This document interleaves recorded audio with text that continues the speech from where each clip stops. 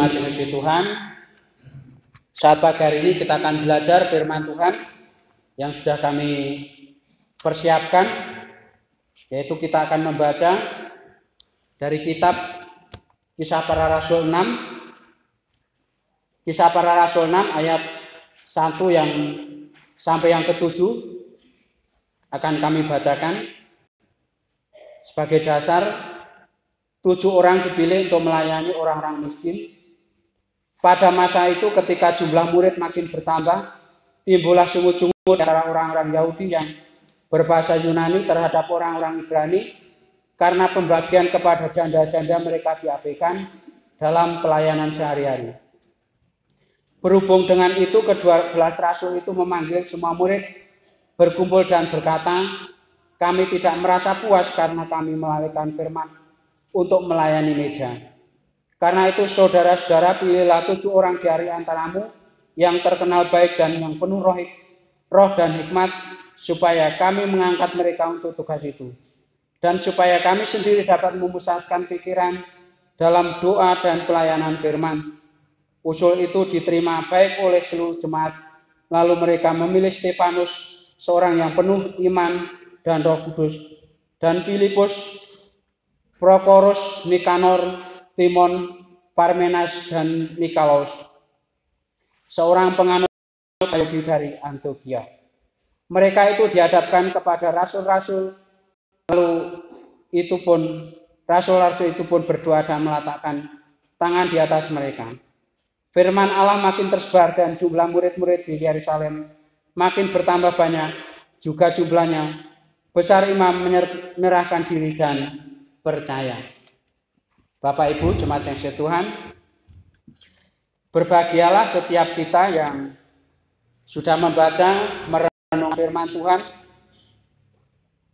membagikan, melakukan, lalu juga membagikan. Firman Tuhan pada saat pagi hari ini kami berikan tema, yaitu judul dipanggil, dipilih untuk melayani. Dipun timbali, dipun pilih kagem lelados. Salam Bapak Ibu. Puji Gusti bahwa hari ini kita memasuki minggu kedua di bulan Desember, yaitu kita memasuki minggu Advent yang ketiga. Dan sebentar lagi kita akan memperingati hari kelahiran Yesus Kristus. Kalau kita membaca dalam Yohanes 1 ayat 1, itu adalah firman yang menjadi manusia. Jadi kita akan memperingati firman Allah yang menjadi manusia itu lahir di kandang yang hina, yaitu Tuhan kita Yesus Kristus. Dan saat pagi hari ini Bapak Ibu, kita akan belajar yaitu tentang 5C. 5C yaitu dalam pelayanan. Yang pertama yaitu calling atau panggilan pelayanan. Kalau kita membaca Bapak Ibu di dalam kitab 2 Petrus 1 ayat 2, "Karena itu saudara-saudara, berusahalah sungguh-sungguh supaya panggilan dan pilihanmu makin teguh, sebab jika kamu melakukan, kamu tidak akan pernah tersandung." Jadi ini namanya panggilan pelayanan. Yang namanya orang yang dipanggil melayani Bapak Ibu, itu ada salah satu contoh, yaitu pengkhotbah yang berdiri atau menyampaikan firman Tuhan di mimbar gereja, atau mungkin pelayanan yang lain. Lalu yang kedua juga ada WL. WL itu adalah pemimpin pujian. Lalu yang selanjutnya itu ada singer. Singer itu yang mengiringi atau membantu WL untuk memuji Tuhan. Lalu selanjutnya ada juga namanya pemusik. Di Jemaat Gedong luar biasa itu pemusiknya komplit, ada yang pemegang organ, gitar, bahkan drum dan bass, dan itu adalah pemusik. Lalu juga ada namanya multimedia. Multimedia adalah yang membantu tayangan-tayangan yang bisa ditayangkan, baik itu puji-pujian atau juga firman Tuhan. Seperti ini ada dasar Alkitab. Itu adalah namanya seorang yang dipanggil, dipilih untuk melayani. Tentu Bapak Ibu, yang namanya orang melayani itu ada syarat-syarat yang betul-betul harus kita lakukan dan kita renungkan. Yaitu kalau kita melayani Tuhan tanpa panggilan yang jelas, maka pelayanan itu akan menjadi batu sandungan atau kita pun akan tersandung. Kita setiap orang yang dipakai Tuhan, dipanggil Tuhan untuk melayani, itu menyadari bahwa setiap kita itu adalah dipanggil untuk melayani. Lalu panggilan Tuhan Yesus Kristus itu adalah panggilan yang sudah Tuhan siapkan, yang tercatat di dalam kitab Efesus 2 ayat 10, yang demikianlah firman Tuhan, karena kita ini buatan Allah, diciptakan dalam Kristus Yesus untuk melakukan pekerjaan baik yang dipersiapkan Allah sebelumnya. Ia mau supaya kita hidup di dalamnya. Jadi setiap kita itu dipanggil Tuhan itu sebelum kita ada. Tuhan Yesus sudah mempersiapkan. Lalu C yang kedua, yaitu punya komitmen. Komitmen itu yaitu komitmen untuk melayani. Kalau Bapak Ibu membaca di dalam kitab Yesaya 6 ayat 8, ini adalah salah satu contoh ketika seorang Nabi Yesaya dipanggil Tuhan, yang demikianlah firman Tuhan. Yesaya 6 ayat 8, lalu aku mendengar suara Tuhan berkata, siapakah yang akan kuutus dan siapakah yang mau pergi untuk aku? Maka sahutku, ini aku, utuslah aku. Jadi Bapak Ibu, pelayanan itu harus punya komitmen. Komitmen adalah respon kita pada panggilan Tuhan, seperti Yesaya tadi. Siap melayani apapun harganya. Jadi komitmen melayani dengan mempertaruhkan segalanya, termasuk nyawanya juga dipertaruhkan. Dalam Kisah Para Rasul 20 ayat 24 ada firman Tuhan yang mengatakan demikian, tetapi aku tidak menghiraukan nyawaku sedikit pun, asal saja aku dapat mencapai garis akhir dan menyelesaikan pelayanan yang ditugaskan oleh Tuhan Yesus kepadaku untuk memberikan kesaksian tentang Injil kasih karunia Allah. Jadi setiap pelayan itu betul-betul rela mempertaruhkan hidupnya demi untuk pemberitaan Injil. Lalu C yang ketiga Bapak Ibu, yaitu punya karakter. Itu tertulis dalam kitab 2 Timotius 2 ayat 20 sampai yang ke-21.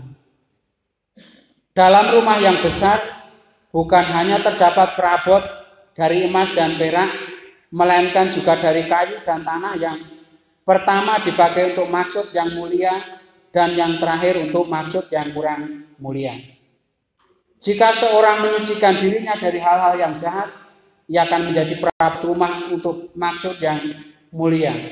Ia dikuduskan, dipandang layak untuk dipakai tuannya dan disediakan untuk setiap pekerjaan yang mulia. Jadi pelayanan yang layak dipakai oleh Tuhan Yesus Kristus adalah memiliki karakter yang kudus, yaitu karakter emas dan perak. Karakter yang kudus adalah karakter yang dipenuhi buah roh. Ini yang tertulis dalam kitab Galatia 5 ayat 22, dan sampai 23. Tetapi buah roh ialah kasih, sukacita, damai sejahtera, kesabaran, kemurahan, kebaikan, kesetiaan, kelemah lembutan, penguasaan diri. Tidak ada hukum yang menentang hal-hal itu. Lalu yang selanjutnya melayani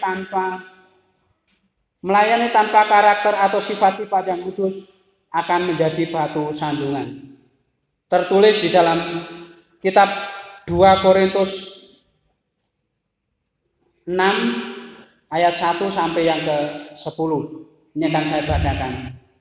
Paulus dalam pelayanannya, sebagai teman-teman sekerja kami menasihatkan kamu supaya kamu jangan membuat menjadi sia-sia kasih karunia Allah yang telah kamu terima.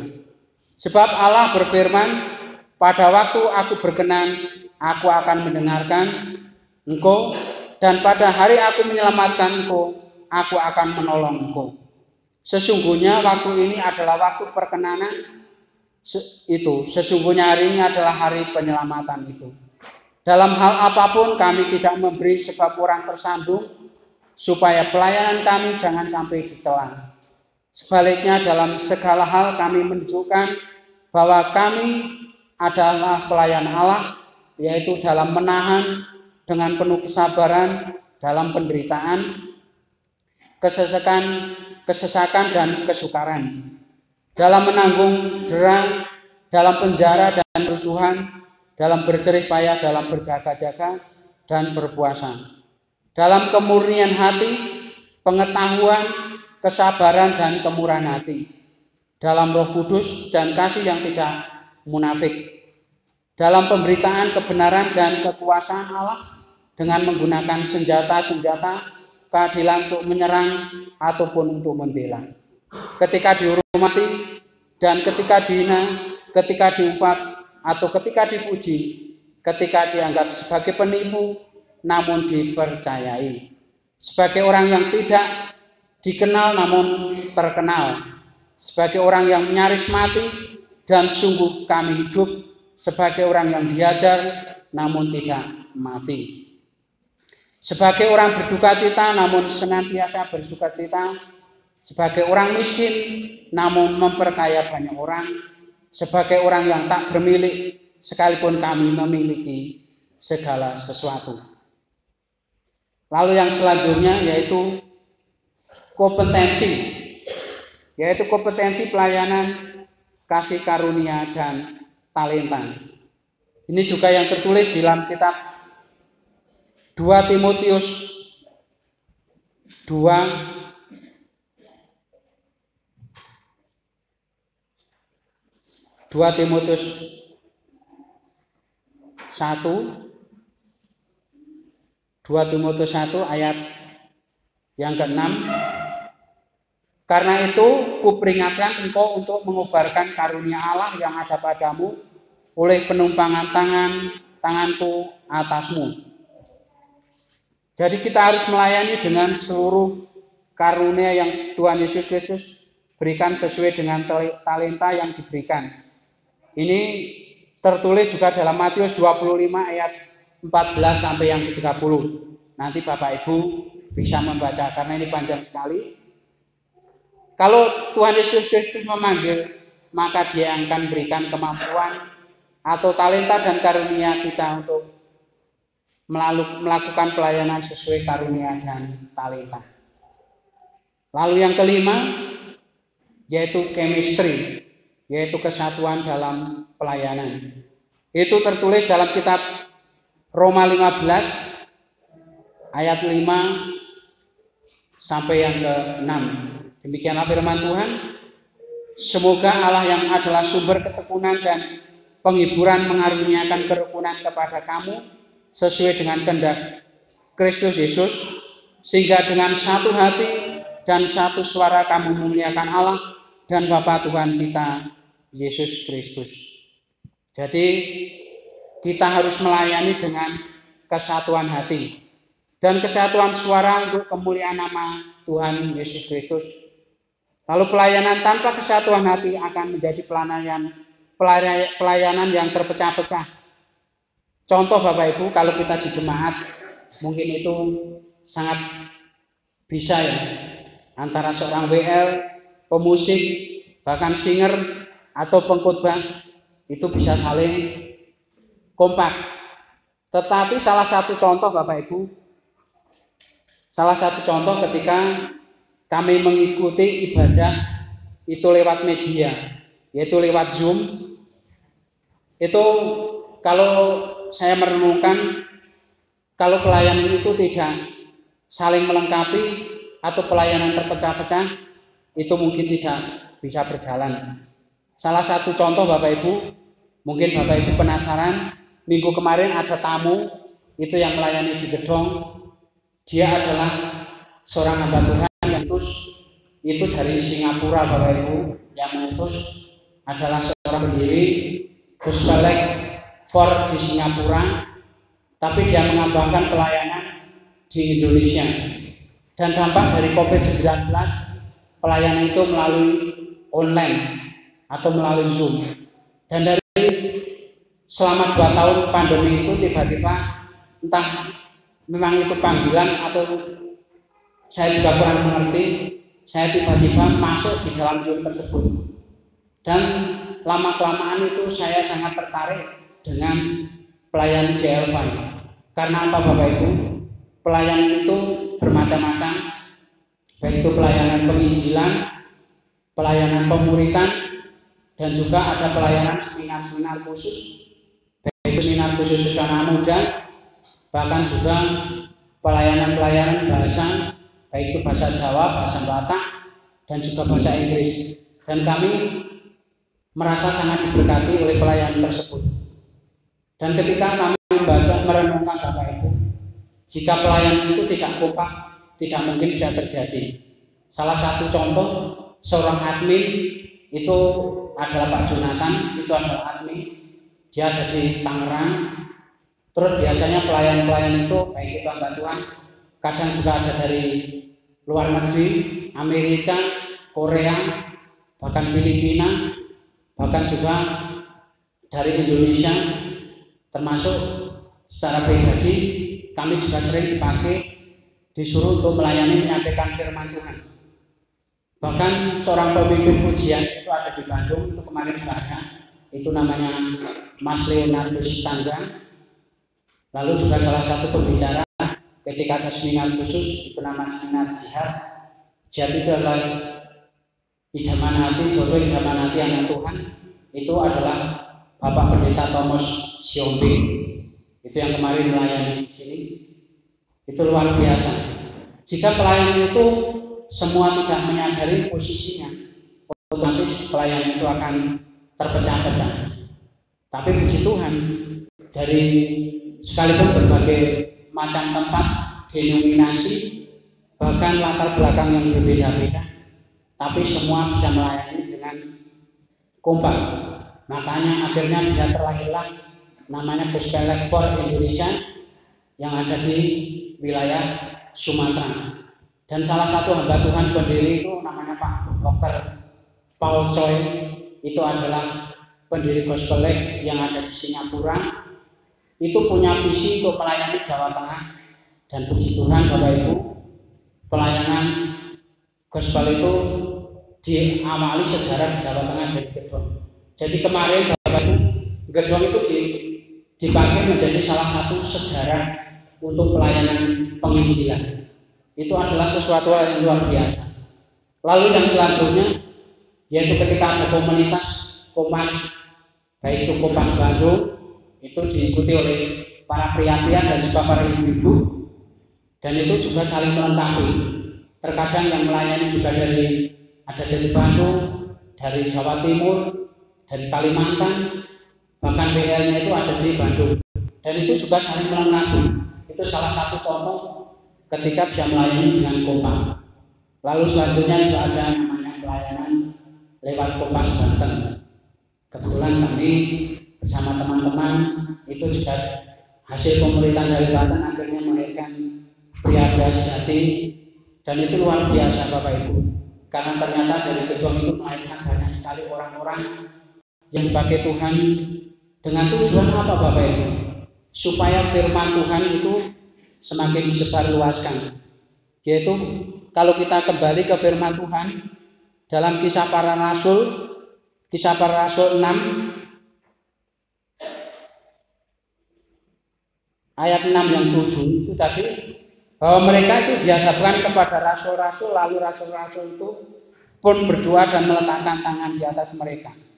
Firman Allah makin tersebar dan jumlah murid di Yerusalem makin bertambah banyak, juga sejumlah besar imam menyerahkan diri dan percaya. Kenapa Bapak Ibu pagi ini saya membacakan begitu banyak sekali ayat-ayat firman Tuhan?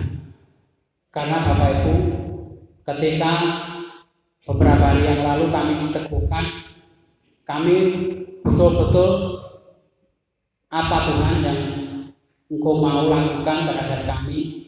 Sebenarnya kami secara pribadi juga memberikan kesempatan kepada orang-orang lain supaya juga diambil boleh melayani.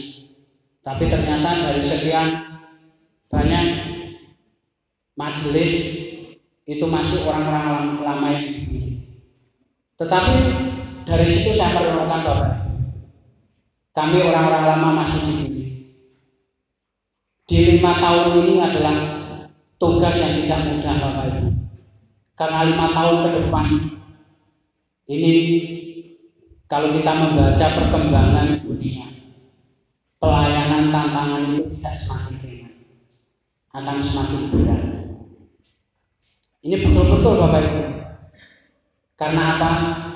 Mau tidak mau kita harus mengikuti namanya perkembangan. Dan kemana gereja itu, gereja jemaat ini akan dibawa?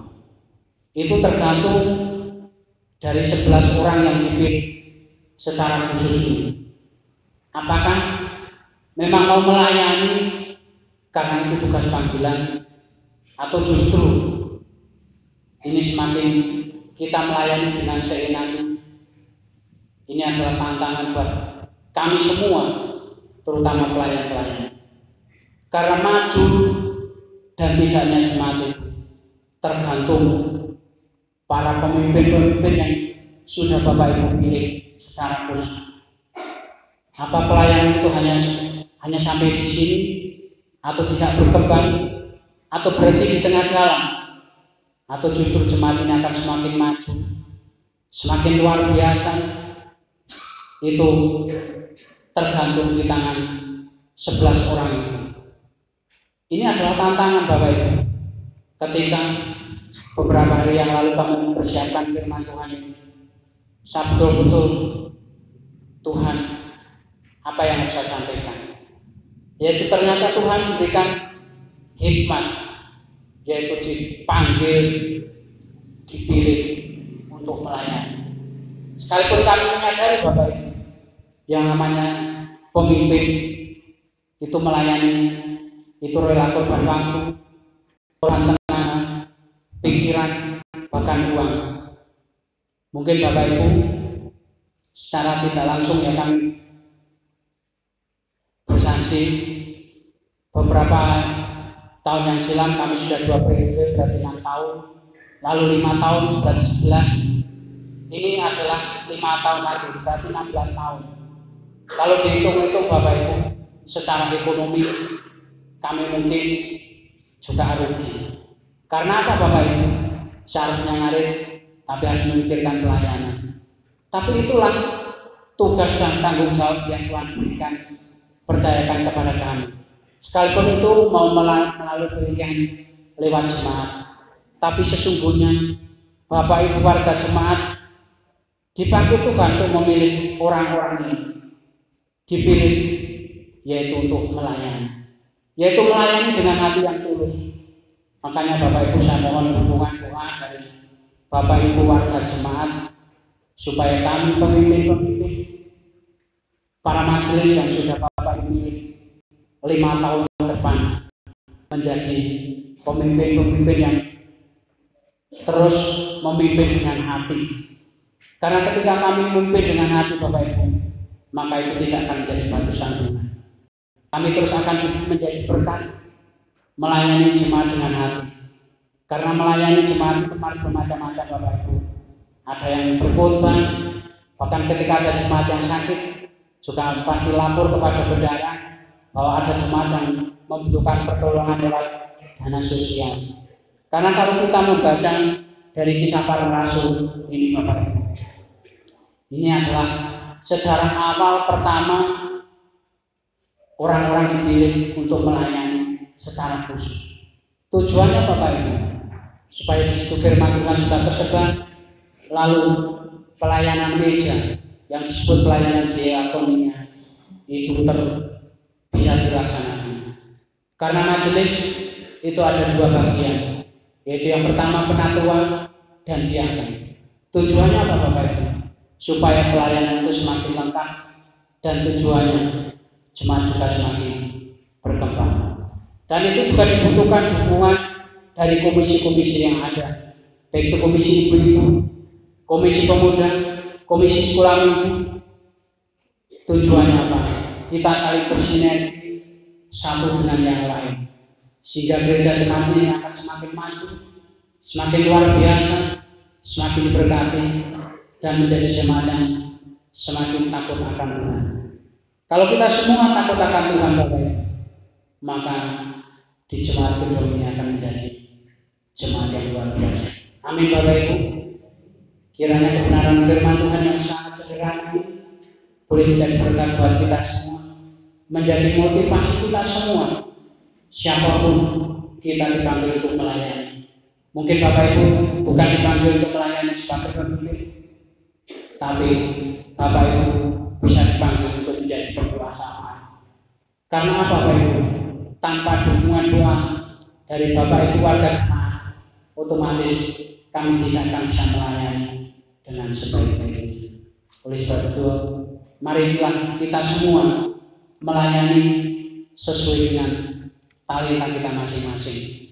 Ada yang bisa berkhotbah, ada yang bisa WA, pemain musik, multimedia, singer, pengedar kantong persembahan, bahkan apapun itu Bapak Ibu, mari kita pergunakan semuanya dengan hati yang tulus, dan semua itu hanya untuk kemuliaan nama Tuhan. Dan pada akhirnya kita semua akan diberkati Tuhan. Amin. Mari kita berdoa. Terima kasih Bapa, terima kasih Yesus, terima kasih Roh Kudus. Hamba-Mu telah selesai berbicara, berkata-kata. Biarlah firman-Mu yang sudah kami dengar boleh menjadi rema dalam kehidupan kami, bahwa kami semua adalah orang-orang yang dipanggil Tuhan, dipilih Tuhan untuk melayani. Sekalipun dalam tugas pelayanan kami itu masing-masing Tuhan, tapi sesungguhnya kami adalah satu tubuh Kristus, supaya kami saling menguatkan, saling meneguhkan. Ketika kami semua melayani dengan tulus hati, dengan kompak, maka jemaat-Mu ini akan menjadi jemaat yang luar biasa, jemaat yang selalu diberkati Tuhan, bahkan menjadi jemaat yang misioner, dan terus menjadi berkat bagi banyak orang, yaitu melalui kesaksian hidup kami, menyampaikan firman Tuhan, yaitu melalui kehidupan kami, sehingga pada akhirnya siapapun yang boleh kami temui boleh diberkati dan menjadi berkat, dan sehingga hidupnya mereka juga terus mengalami sukacita di dalam Kristus.